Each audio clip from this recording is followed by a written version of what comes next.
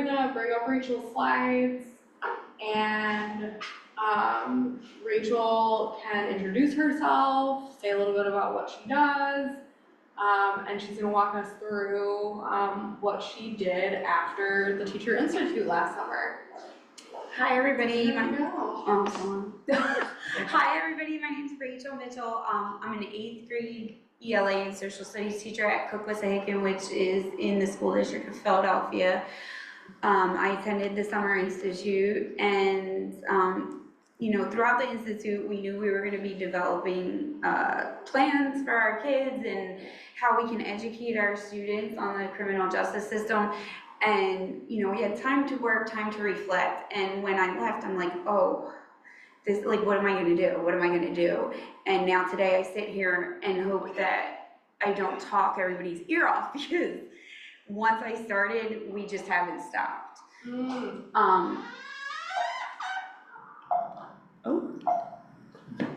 Well, you could go to the next slide. There we go. So, you just tell us when to move the slide on. Sure. So when we started, the social studies curriculum for the school district, it's limited with some things. So going into this, I knew my kids needed that background information and that backbone, because where does our criminal justice system start? It starts with laws and lawmakers. And my kids were like, I was like, what do you know about laws? And they're like, I don't know. So we started from the very beginning with the early government. After us winning the Revolutionary War, we talked about the Constitution and how that's the law of the land. And there's links in here, but for time, it's probably, yeah. So wherever you see slideshow, it's, Sure. it should share, because, but if not, I made it shareable. I can always make a document later and put all those links in there to be shared out. So we went through, the whole process of how our Constitution came to be the law of the land. Next, students learned how a bill becomes a law. So we did a whole quick dive on it, and then something I'm really proud of is their culminating task. So they had 3 options to demonstrate their knowledge and what they picked up on how a bill becomes a law. They could make a video, they could make an infographic, or they could make a board game. One group did the video, and I have to figure out the link because it was like professional. Like there was bloopers at the end, and they made a whole video about. They introduced a bill about homelessness and helping homeless people, and it went through the whole process to get it approved. There's a slideshow that a group of my kids did that was just fabulous. They used Google Slides, and it's an interactive board game, like you roll a dice and everything. And one day we just spent like 45 minutes playing the game, and I was so impressed how much they like dove into it and like how things started clicking. Next slide, please. So then we were given a bunch of books at the Summer Institute, and I love books, I read all the time. So this one really struck me, and now it's a movie, so I don't know how many people are familiar with it, but we did the Just Mercy young adult book. So Brian Stevenson is the author. He is a lawyer, and he started the Equal Justice Initiative to help people that have been wrongfully incarcerated, or to help commute sentences. So every chapter we read, there would be a formative task associated with it. So it could be questions, it could be conversations, and so again, I'll get links out, but that's a slideshow of the entire book and what we did. Next slide.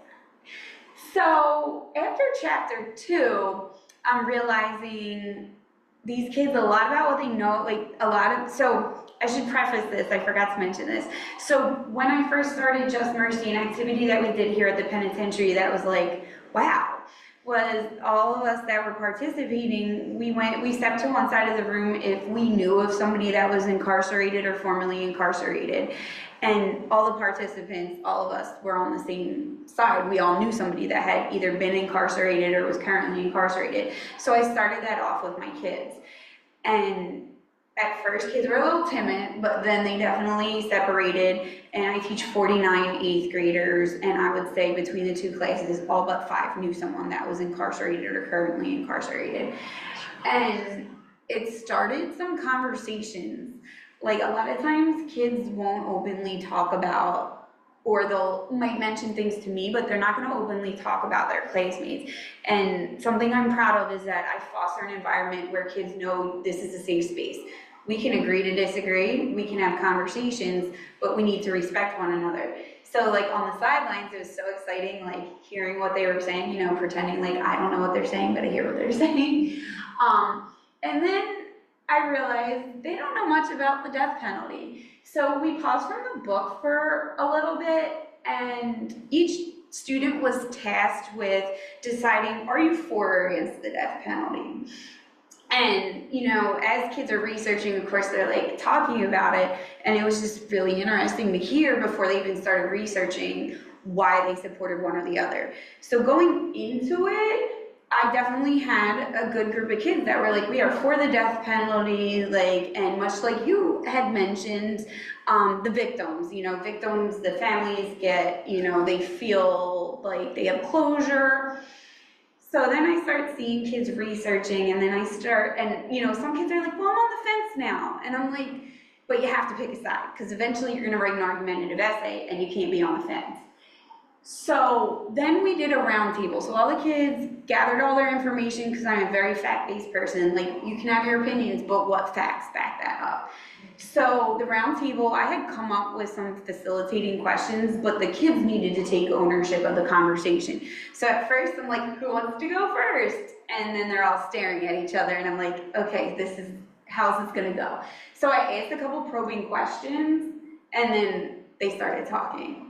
And then there were times where I had to play devil's advocate, and then at one point I just stepped back and the conversation kept flowing. And you know, sometimes your students just amaze you. Like in the back of your mind, you're always like, they got this, they can do this, they can handle it. But then sometimes you're like, can they? But they definitely rose to the occasion, and it was a really cool experience because you could tell, and they've even told me, like, I've never had a teacher that is letting us just talk like this. And I could see light bulbs and thought bubbles start going off, and some kids who were vehemently like, yes, death penalty, were starting to be like, yeah, wait a minute, I didn't think about that, or think about, you know, all the things and the implications that go into it. So that was amazing. And you know, as a teacher, it's my job to present facts. The students know where I stand. I'm against the death penalty. I don't think it helps anybody. It's not deterring crime. You know, crime rates are, you know, some states don't have the death penalty, and crime is happening at the same rate as states that impose the death penalty, and sometimes even more so. So then they wrote a 5-paragraph argumentative essay. They had to include evidence and analysis, and I was blown away. So for the in-person people, one of my students is just really passionate about human rights, period. And also my students were excited that I was sharing their work. Like, did I get in the slideshow? So everyone that's here will get a copy of the essay. And I need to copy and paste it because the link I have, I can only get to it because my student owns the work. But I was just blown away, blown away, blown away. Before we move on, I did want to say that Kim in the chat said you were doing great with the presentation. Be proud. Thank you, I'll share that Kim. All right. All right. Hope everything's well, Kim. Okay, so I have been a long-time lover of Eastern State Penitentiary. I've been coming here for years, just roaming the halls, taking it all in. And I love art, and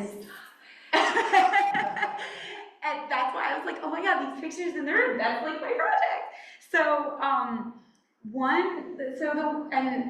so when they started putting art installations, my heart was so happy, and then it just put a whole new facet to the prison too. So one of the most poignant pieces of art or art installation is installation by Cindy Stockton Moore. And at first, when you walk into the cell, you're like, oh, who are these people? And then when you read, you realize that she is giving honor to the victims.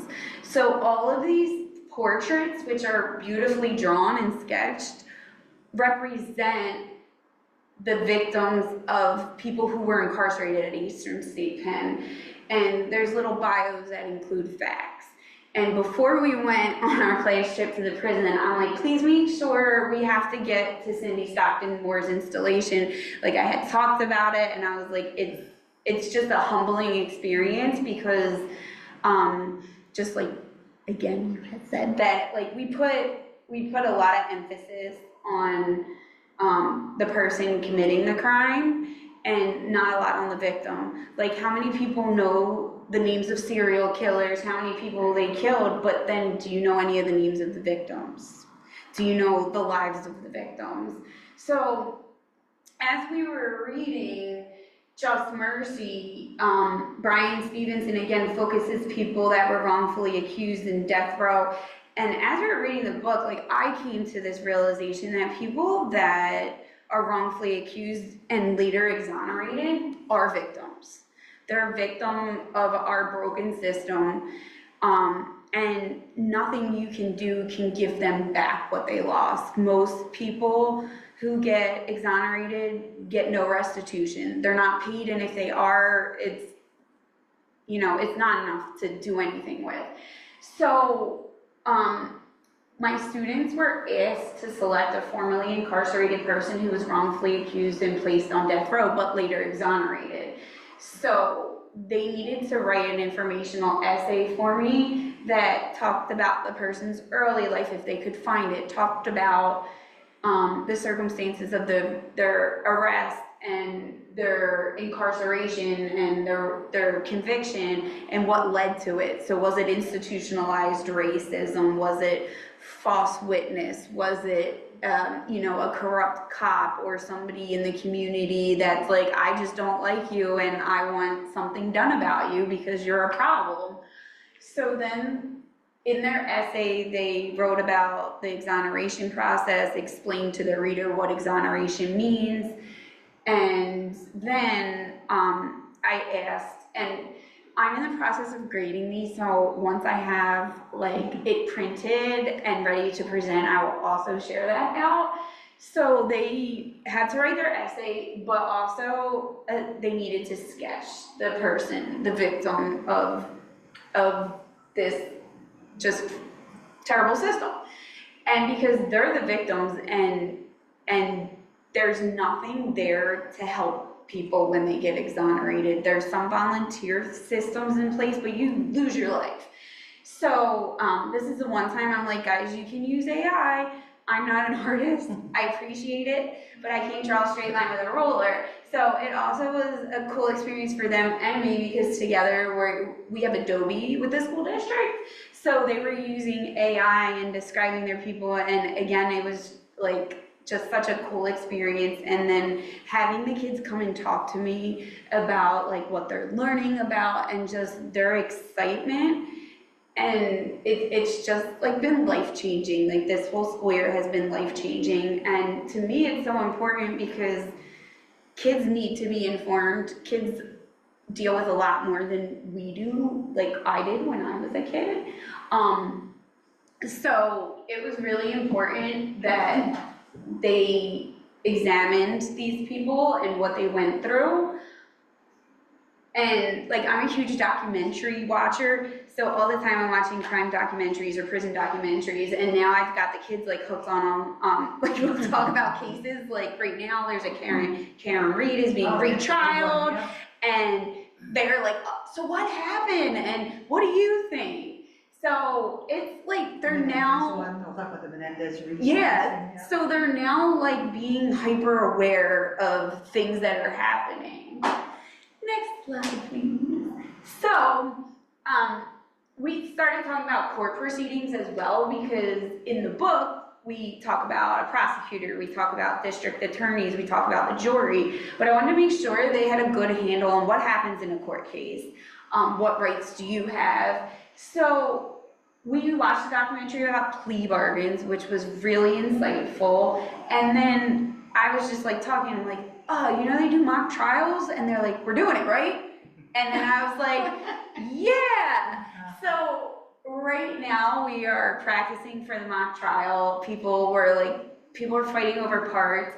I wanted to do jury selection, but not enough kids wanted to do the jury. Like, a lot of my kids are very like, I'll just sit back and watch, thank you. But, so they're very excited. My plan is to present this to the entire middle school, so then it can be something that they look forward to, like, oh, when we get to 8th grade, this is something special we get to do.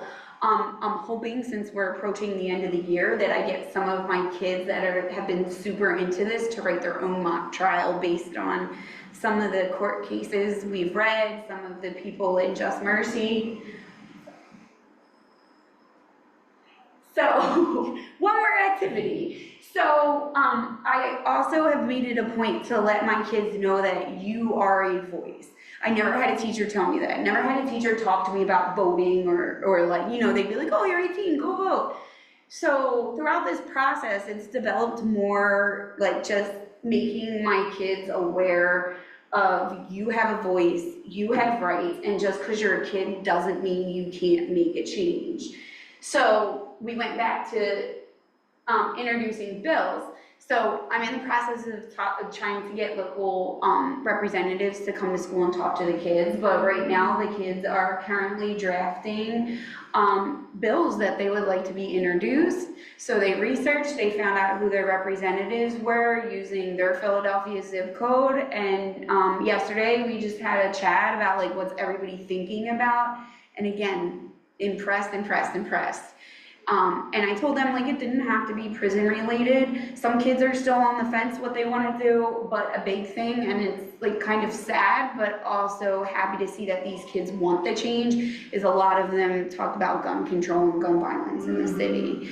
So it makes my heart happy. My kids, I know I'm going to be sending them out to high school, and they're going to be well-informed kids, and hopefully me informing them will help break the cycle.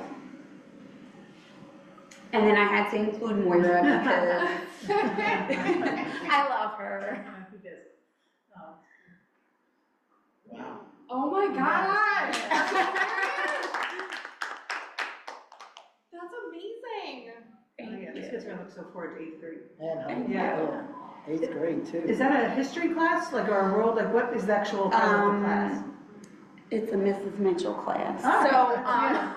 I use my social studies time, and because it's cross-curricular, but Yeah, because that's like ELA. Nobody, that's yeah, I'm different. doing a lot of ELA in Yeah. too. so like nobody's really There's no actual curriculum. policing me, and the social studies curriculum to me is lacking, and for me this is going to make more of a difference than if I just continue teaching history. We need to know history to understand where we are I mean, you bring in now, the Constitution but and you're doing all that. right, Yeah. so this is a Mrs. Mitchell course. Wow. Alright, questions, comments? Sylvia says you're amazing. Thank It you. looks like Kim logged off, but she showed her love before she left. I want to meet your kids. Like, this is Everybody get a mock trial, incredible. yeah. Well, I can share with you this I is can't wait one of to the vote for one of them. I know, that's what I said. I'm like, don't forget, Mrs. Mitchell. Would you like one too? Thank you. Wow. Wow. And don't mind the corrections because they turn it in on Google and then I correct it, and some of them don't go back and adjust their corrections. So if you see, This was an individual or group? this was an individual. Yeah. Do I know him, her? Mhm. Mhm. And this was just one of the many, but the student is always like pushes to the next level, so I'm like, I've got to give them love. Yeah. But all of the essays I got were just so profound, and yeah, you just see the change, and it's amazing. So And so many teachers are like, how do you find ways to give assignments where they don't just go to AI, right? But if they're like passionate about Right. something and they want to share their own mhm. voice, like that's one of the solutions, right? Mhm. Definitely, because I didn't get like, 8th grade, they're usually like, I didn't get any, like, this was like the time that they looked forward to, especially when we were reading Just Mercy. And then they were even looking up the people in Just Mercy. Right. And they're like, did you know? So, yeah, I just can't say how life-changing this has been for me and hopefully for my students. Well, I can feel it, the way that you're talking about it, and the evidence, like that the students are making this work that is like, that they're excited about, that's like real life stuff, like they're writing bills in your class. Yeah. Remember when I started, I mentioned the teacher who first inspired you? It's Mrs. Mitchell. Mitchell. I mean, that's what you hope for as a teacher, so. Yeah. Just be the good in the world, I tell them. Well, great job, Rachel. Thank you so much. Thank you so much. And now we're gonna turn it over to